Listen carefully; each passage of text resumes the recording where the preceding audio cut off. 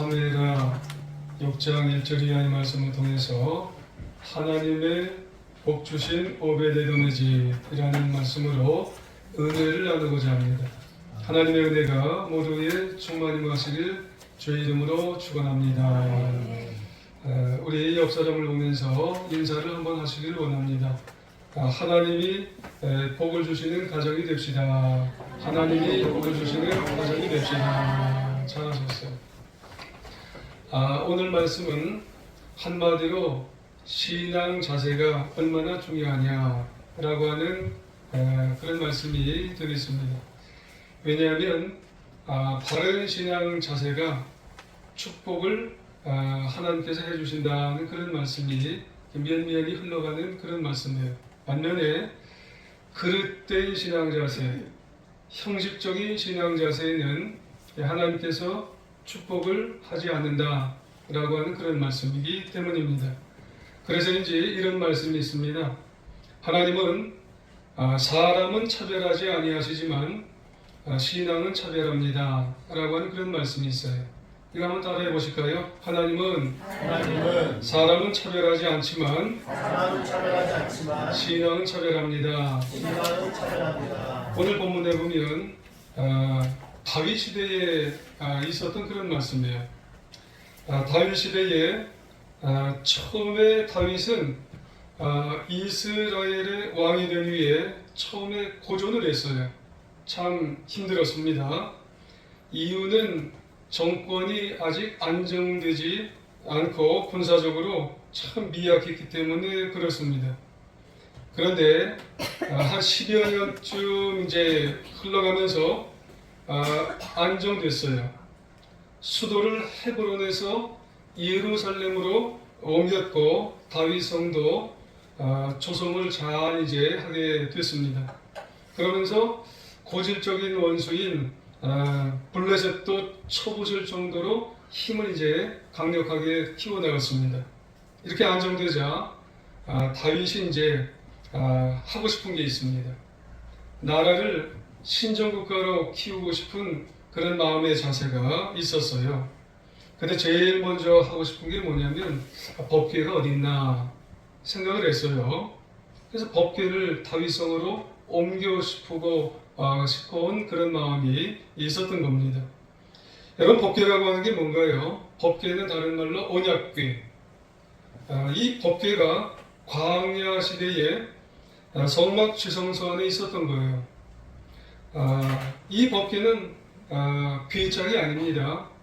그냥 어떤 나무로 되어 있는 어떤 궤짝을 생각하시면 안 돼요. 그것에 하나님께서 임재하시는 하나님께서 계시는 그런 상징적인 존재가 이 법궤입니다. 그런데 이 귀한 법궤가 한때 과거의 엘리 제사장 때에 블레셋과의 전투에서 뺏겨버렸어요. 탈취당했어요.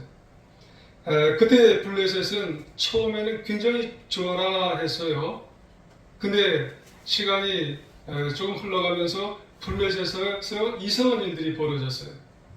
다곤순전이 넘어지고 엎어지고, 그리고 전염병들이 돌기 시작해서 이거 우리가 가지면 안 되겠다. 너희가 다시 가져가라. 그래서 법궤가 반환이 됐는데 이스라엘 변방에 이제 안치가 되어 있었어요. 그러다가 그 법궤가 이제 이스라엘 안으로는 들어오지를 못하게 되었던 형국이지요. 그런데 이 법궤를 이 다윗이 생각해낸 거예요. 거기다 놓으면 안 되겠구나. 근데 그 지역이 어디냐면 바알레 유다. 다른 말로는 기럇 여야림이라고 이제 되어 있는 거예요. 같은 말입니다. 바알레 유다나 기럇 여야림이나 같은 말이에요. 그 지역에 이제 어느 한 집에 이제 법궤가 있었던 거죠. 그 집이 누구네 집이에요? 오늘 말씀에 의하면은 이제 아비나답의 집이에요. 아비나답의 집에 잘 이제 보관이 됐어요. 사무엘상 7장 1절에 보면은 기럇 여야림 사람들이 와서 여호와의 궤를 옮겨 산에 사는 아비나답의 집에 들여놓았다. 아멘. 그렇게 되어 있어요. 이렇게 보관된 이후로 몇 년이 지났냐면은 그 법궤가 어느덧 70년이 지났어요. 이스라엘 안으로 들어오지 못하고 70년이. 그 70년은 어떻게 계산이 되냐면은 사무엘 시대가 20년이고요. 사울왕 시대가 40년이고요. 다윗 시대가 지금 10년이 지났어요. 그래서 70년이에요. 70년 동안 지금 방치가 된 거예요. 그러고 보면은 다윗은 이렇게 70년 동안 오랫동안 방치된 법궤를 지금 옮겨오고 싶어 한 거예요. 이게 얼마나 귀한 일이에요. 이 괴짝이 아니라 거기에 하나님이 계셨다고 그랬어요. 임재예요.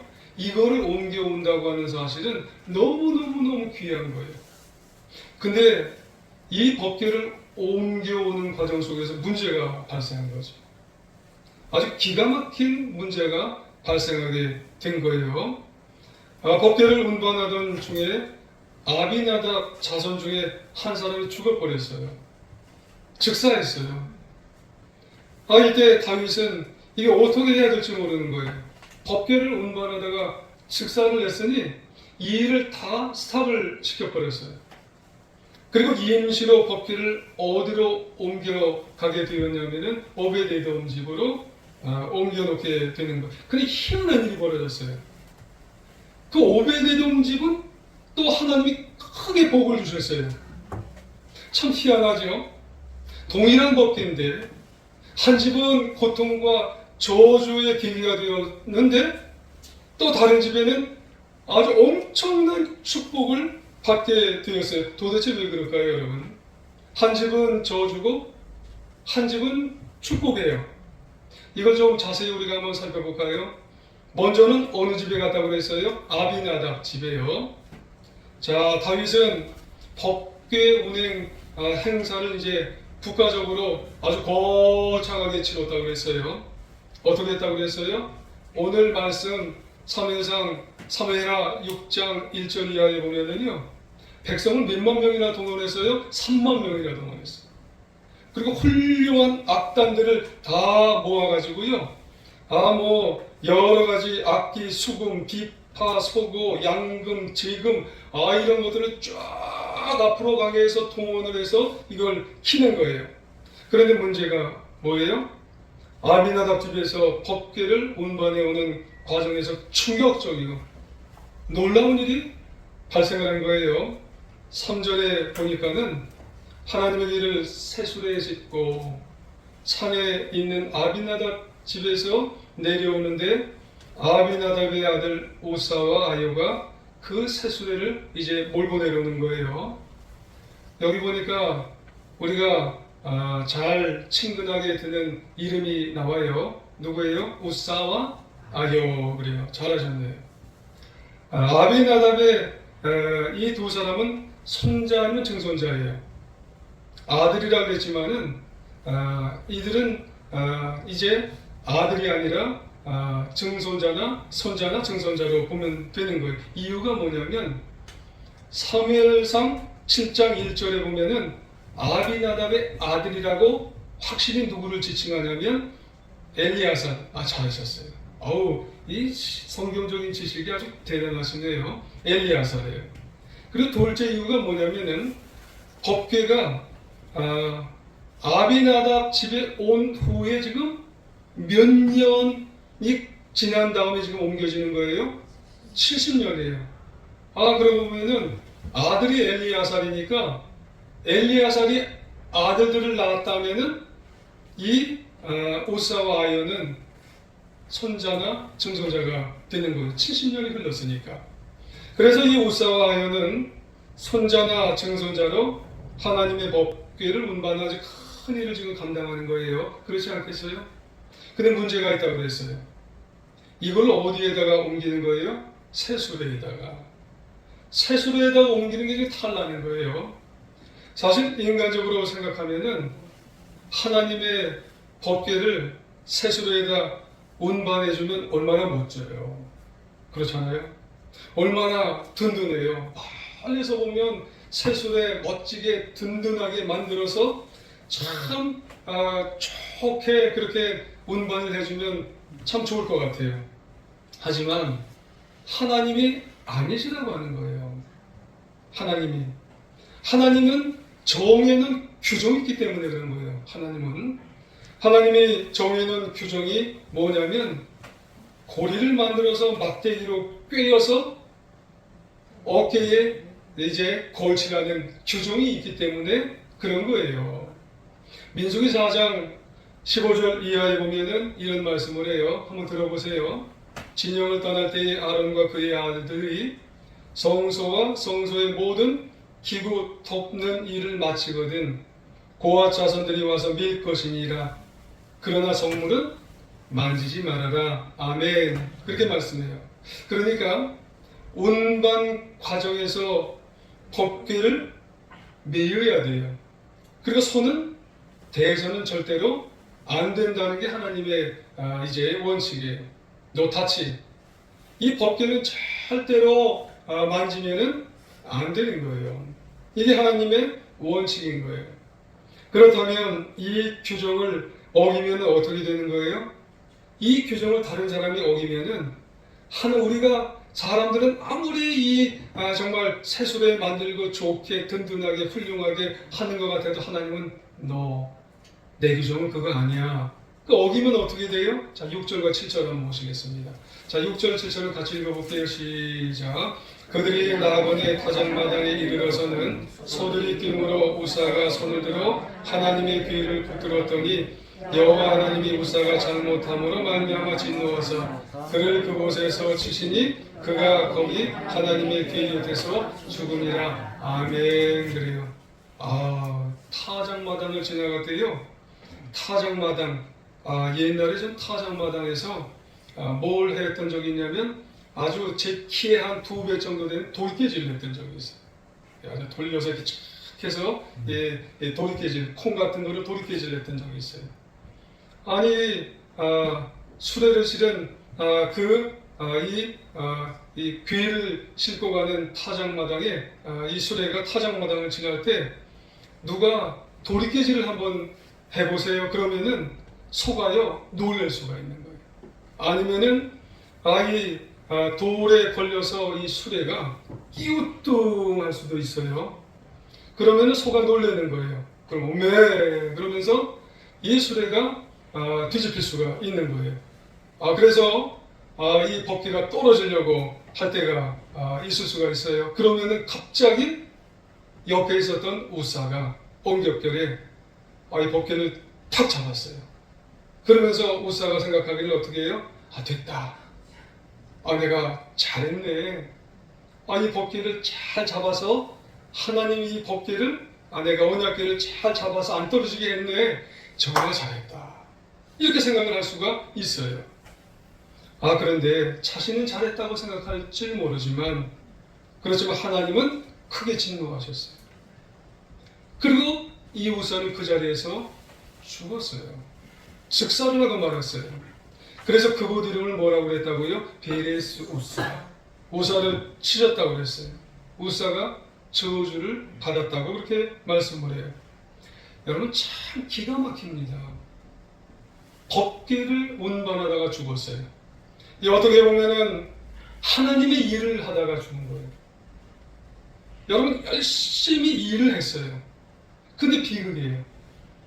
그러고 보면 하나님이 일을 했는데 근데 하나님의 뜻과는 관련이 없이 열심만 낸다고 여러분 그게 복이 아니라는 말씀입니다.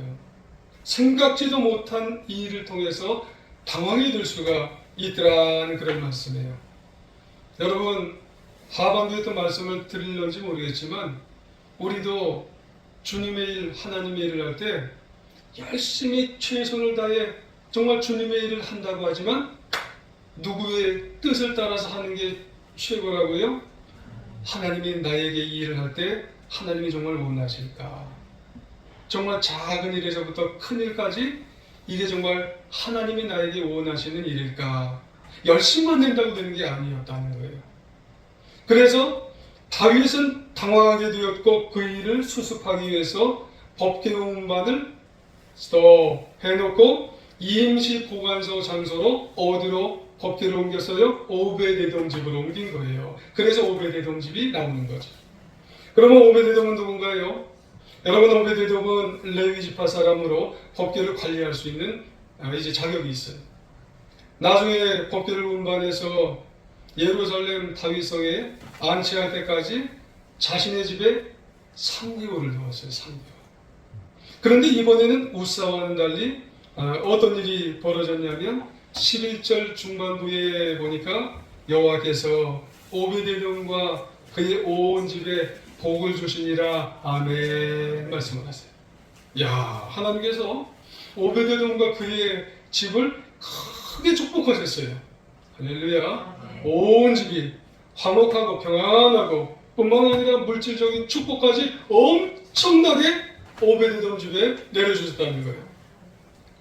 여러분, 역사가 요세푸스라고 하는 사람 여러분 들어보신 적이 있나요? 이 요세푸스는 이런 말을 했어요. 원래 오벳에돔 집은 아주 가난했대요. 아주 궁핍했답니다. 그런데 그 짧은 기간 동안 놀라울 정도로 부자가 되었대요. 뿐만 아니라 성경의 자료를 이렇게 우리가 읽으며 살펴보면 오베데돔의 집사람들, 형제들, 후손들이 참 많은 복과 참 많은 그런 이 잘 되는 일들을 우리가 되었던 것을 알 수 있어요. 그 중에 특별히 그의 집 사람들이 받은 복이 어떻게 되냐면 그의 후손 대대로 법궤를 지키는 문지기 임무를 잘 맡았다는 것을 우리는 볼 수 있어요. 참 중요하죠. 법궤를 지키는 직분, 이 직책을 맡는다고 하는 것은요, 아무나 하나님이 안 줍니다. 그 직분을 자손 대대로 지켜갔어요. 역대상 26장 8절 이하에 보면은 이는 다 오베데돔 자손이라 그래요. 그들과 그의 아들들과 그의 형제들은 다 능력이 있어 그 직무를 잘 감당하니 오벳에돔에게서 난 자가 62명이니라. 아멘. 그래, 이들이 법궤를 지켰다는 거예요. 62명이 다윗 당대에 이 법궤를 지키는 문지기 역할을 잘 감당한 거예요. 하고 싶어도 못해요. 근데 이 오베데돔 집 자손들이 법궤를 지키는 문지기 역할을 잘 감당하는 거예요. 가문의 영광이에요. 놀라운 축복이 아닐 수가 없다고 하는 말씀입니다. 그렇다면 여기서 우리는 아주 놀라운 사실을 알 수 있어요. 앞서 아비나답의 집에 법궤가요 70년 동안 있었는데 그 집은 고통과 저주였어요. 반면에 오베데돔 집은 3개월, 겨우 3개월 있었는데 놀랍도록 엄청난 축복이 임한 가정이었어요. 단순하게 비교만 해봐도 무려 280배입니다. 어떻게 280배예요? 70년 곱하기 12개월 하면은요 840개월이에요. 그럼 840개월과 3개월이 몇 배 차이예요? 280배더라고요. 이걸 계산해 보니까 참 엄청납니다. 그렇잖아요. 840개월을 아비나답의 집에 있었어요. 근데 오베데돔 집은 3개월밖에 없었어요. 야, 280배 있었는데 오베데돔 집은 엄청난 축복을 주셨더라고 하는 말씀에 여러분 어떻게 생각하세요? 하나님이 하신 일은요 다 할 수 없는 거예요. 여러분, 우리 이성과 우리 합리적인 생각 가지고는 하나님을 판단할 수 없어요. 여러분, 왜요? 하나님은 모든 일을 함부로 정말 하나님 생각 마음대로 생각하는 분이 아니에요. 하나님은 원칙이 있으세요. 공의로운 기준을 따라서 축복할 자를 축복하시고 저주할 자를 저주하시는 그런 하나님이신 것을 여러분 기억하셔야 될 줄 믿습니다. 그러므로 우리는 이 법궤 사건을 통해서 알 수 있는 진리와도 같은 사실이 있어요. 우리가 신앙생활을 얼마나 오래 했느냐 보다도 신앙생활을 얼마나 바로 했느냐, 신앙생활의 길이보다도 신앙생활의 질, 신앙생활의 자세가 중요하다는 거예요.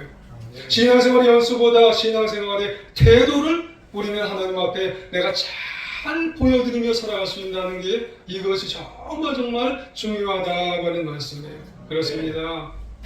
아비나답의 집은 오랜 세월 법궤를 집에 모셨지만 우리의 표현으로 감당하면 생각해보면 형식적인 신앙생활이었어요.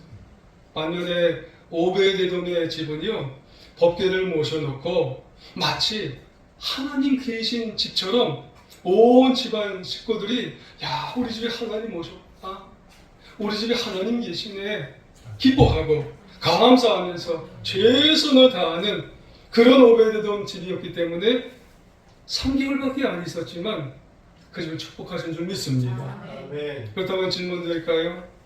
우리 모두는 과연 어느 쪽의 집안 사람들이 되어야 할까요? 두말할 필요가 없지요. 오베데돔 집이 되시길 주의 이름으로 축원합니다. 아멘. 오베데돔 집 사람들 어떻게 법궤를 모셨나 살펴보면 단순하지 않아요. 여러분, 법궤가 상징하는 바 살아계신 하나님. 야, 우리 집에 하나님 계시는구나.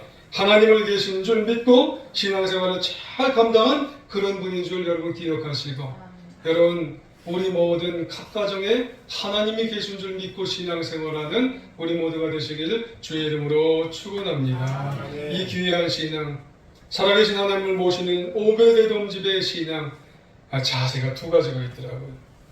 하나는요, 하나님을 경외했어요. 오베데돔 집은요, 법궤를 하나님의 임재하는 그런 마음을 가지고 살았기 때문에 이제 그의 집 신앙은요, 형식적인 신앙이 아니라 참으로 하나님께서 이 집에 와 계신 것을 믿는 경외의 신앙이었어요. 입술로만 주여 주여 하는 그런 신앙이 아니라 진심으로 하나님을 의식하면서 하나님을 존중하는 그런 신앙인 줄 믿습니다. 그래서 수시로 아마 오베데돔은 그 집안 사람들은 그 법궤 있는 아주 안방에 모셨을 것 같아요. 그러면서 가난하니까 가장 중요한 자리에 모셔서 오베데돔 아버지나 어머니나 자식들이 그 법궤를 보면서 이제 의식하는 거예요.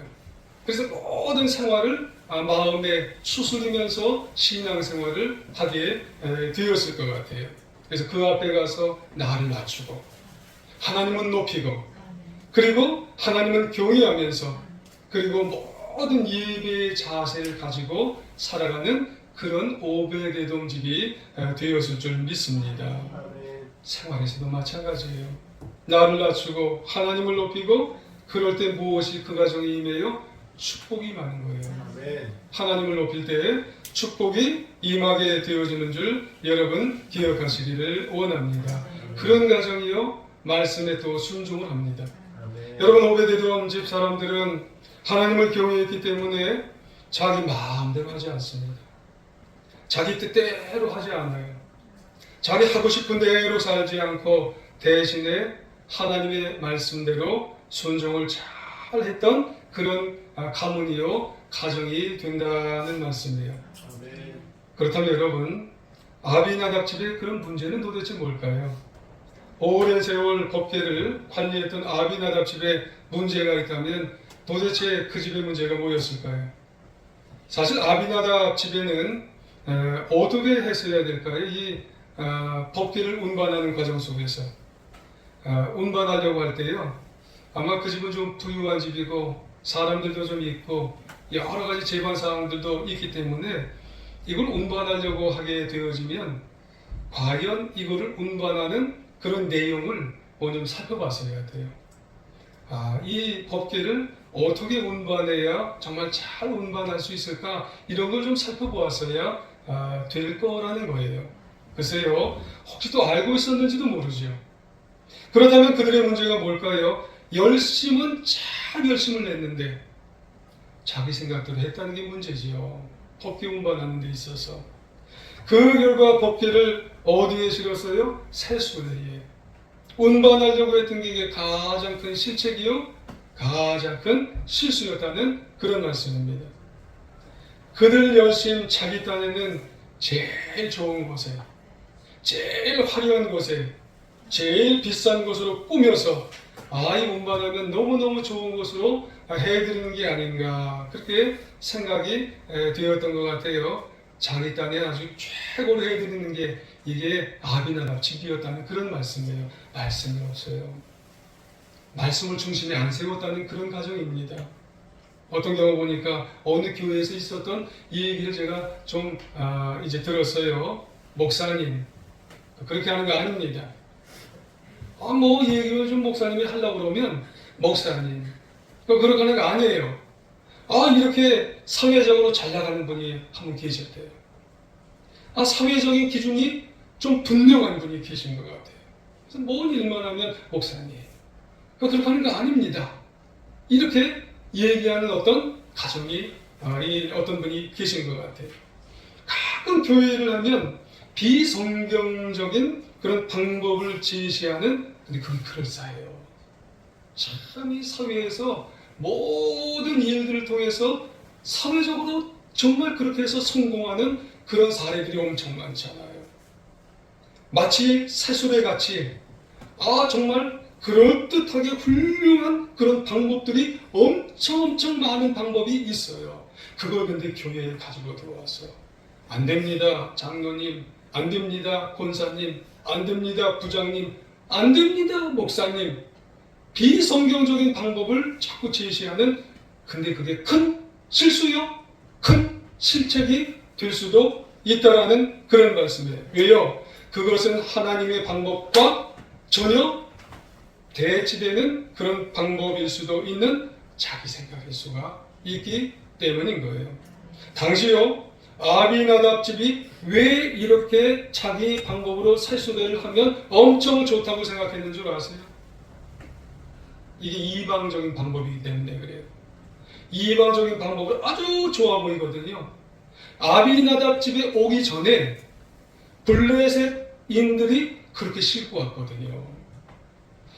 반납할 때 그렇게 새수레로 수레로 그렇게 싣고 오니까 엄청나게 좋아 보이는 거예요. 아마 그거 본 것 같아요. 그걸 봤어도 아비나답 집 사람들은 하나님의 말씀은 뭔가, 하나님의 민수기에 어떻게 되어 있나 이걸 봤었어야 돼요. 근데 세상적인 방법을 보니까 그럴듯해 보이니까, 하지만 그렇게 화려해 보여도 하나님의 뜻이 아니기 때문에 곤란한 엄청난 일이 생겨서 우사가 즉사했어요. 여러분 하나님의 방법을, 기준을, 여러분 말씀을 잘 순종해야 여러분 복이 오는 줄 믿습니다. 아무리 세상 풍조가 변해도 하나님의 복은 말씀을 따라서 해야 여러분 하나님이 복을 주는 줄 여러분 기억하시길 원합니다. 여러분 이와 달리 오베데돔 집은 어때요? 오베데돔의 집은 제사장들에게 어깨에 메고 왔어요. 운반했어요. 그리고 그렇게 조치를 취하니까 그 결과로 아무 탈이 없는 거예요. 예루살렘 다윗성에 안치가 된 거예요. 그래서 그 기준대로 했더니 하나님이 엄청난 후손까지 복을 내려주게 된 줄 여러분 기억하시기를 원합니다. 여러분 본초 자오선이라고 여러분 들어보셨어요? 여러분 본초 자오선은 지구의 경도를 기준으로 해서 그 기준에 따라서 시간을 측정하는 게 본초 자오선이라는 그런 여러분 그런 게 있습니다.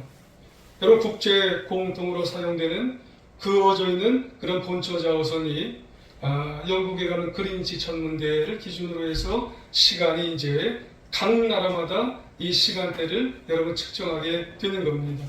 여러분 근데 이 본초 자오선 그린치 천문대의 이 시간대는요 절대 기준입니다. 이 기준이 여러분 혼란이 일어나면은요 우리가 시계를 보고도 아마 모든 사람들은 혼란이 일어나서 우리가 살아갈 수가 없어요. 여러분 우리 인생도 마찬가지입니다. 여러분 말씀의 기준에 의해서 신앙인들, 그리스도인들은 모든 게 결정되어야 합니다. 성경이 준 하나님의 말씀이 우리 삶을 다 우리가 살아가는 기준이 된다는 말씀이에요. 질서가 잡힙니다. 기준이 잡힙니다. 여러분 탈이 나지가 않아요. 여러분 그 기준을 세워가면 하나님이 복을 주시는 줄 여러분 기억하시기를 원합니다. 신명기 28장에 보면은 바로 그와 같은 말씀이 있어요. 신명기 28장은 우리가 축복장이라고 기억을 하시죠. 그런데 좀 더 읽어보면 축복과 저주의 장이 이제 같이 이제 있는 그런 말씀이에요. 그래야 맞다고 볼 수가 있는 거죠. 그런데 이 신명기 28장은 장장 몇 절로 되어 있냐면 68절입니다. 두 문단으로 나눌 수 있는데 앞에 1절부터 14절까지는 축복의 메시지고 그리고 15절부터 68절까지는 저주의 메시지예요. 분량으로 보면은요 저주의 메시지가 4배나 더 많아요. 이러면은 이거 저주받으라고 돼 있는 거 아니야? 이렇게 우리는 생각할 수 있어요. 근데 여러분 그렇지 않습니다. 우리 부모님들이 애들한테 뭐를 많이 해요? 잔소리 많이 해요. 잔소리를 많이 합니다. 잔소리를 많이 하면은 잔소리 할 때 그 아이들에게 잘못되라고 잔소리를 하나요? 잔소리를 계속 해두고 잔소리 속엔 뭐라고 하냐면 잘 되라고, 올바로 가라고, 그리고 복된 길로 가려고 그런 얘기하는 거예요. 4배를 많이 하는 건 뭐 하는 거예요? 복 받으라고, 그리고 온전한 길로 가라고, 축복을 받아야 된다고 그런 얘기를 하는 거예요. 이 말씀은 우리에게 강조하는 건 뭐냐면 말씀대로 살아야 우리에게 복된 인생을 살게 된다는 그런 말씀입니다. 여러분 신명기 28장 1, 2절에서 그래서 이런 말씀을 해요. 네가 네 하나님 여호와의 말씀을 삼가 듣고 내가 오늘 네게 명하는 그의 모든 명령을 지켜 행하면 네 하나님 여호와께서 너를 세계 모든 민족 위에 뛰어나게 하실 것이라. 네가 네 하나님 여호와의 말씀을 청종하면 이 모든 복이 네게 임하며 네게 이르리라. 아멘. 그래요. 삼가 듣고 지켜 행하면 그리고 청종하면 여러분 순종하라는 그런 말씀입니다. 여러분에게 있어서 하나님의 말씀을 잘 오베데돔 집과 같이 순종하며 청종하며 여러분 그 말씀대로 우리가 잘 세워나갈 수 있는 그런 하나님의 자녀가 되어서 여러분 하나님의 약속하신 복을 누리며 승리하며 살아가는 우리 모두가 다 되어야 할 줄 믿습니다. 여러분 아무쪼록 아비나답의 집과 오베데돔의 집의 차이가 뭔가요? 똑같이 법궤가 왔어요. 근데 똑같이 신앙생활 했어요. 차이는 신앙의 자세입니다. 신앙의 마음의 그런 이제 우리의 마음 자세예요. 서두에서 말씀드렸듯이 하나님은 사람 차별을 하지 않으세요. 신앙은 차별하십니다. 신앙 자세는 차별하세요. 우리 모두 바른 신앙을 가져서 하나님을 진심으로 경외하고 또 말씀에 순종하여서 예비하신 하나님의 은혜와 축복을 다 받아 누리는 하나님의 자녀들 다 되시기를 다시 한번 주님의 이름으로 정말 부탁드리며 간절히 축원합니다.